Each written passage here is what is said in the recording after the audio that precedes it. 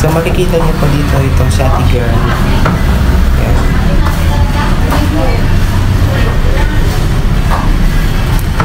Kung makikita niyo po siya dito po.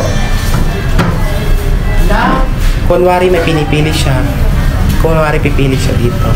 Tapos kunwari nagtatanong siya sa kasama namin na kung magkano daw yan. Tinatanong niya yan kung magkano daw po yun.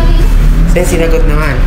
Dahil po marami po customer sa amin ngayon, dumating, nagkakabisihan. Ito po yung ginawa na Ate Girl. Yan. Makikita niyo naman po. Hindi lang po isang beses, dalawang beses pa po yan. Uulitin niya po yan ngayon. Sa sibuyas naman po siya. Yan. Naglagay po siya ngayon sa basket. Tapos ngayon, maglalagay ulit siya sa kanyang paper bag. So, ayan po. Nakikita niyo. Klaro naman po kung paano niya ginawa. Kung mapapansin niyo, madami po kasi kami customer niya na tayo.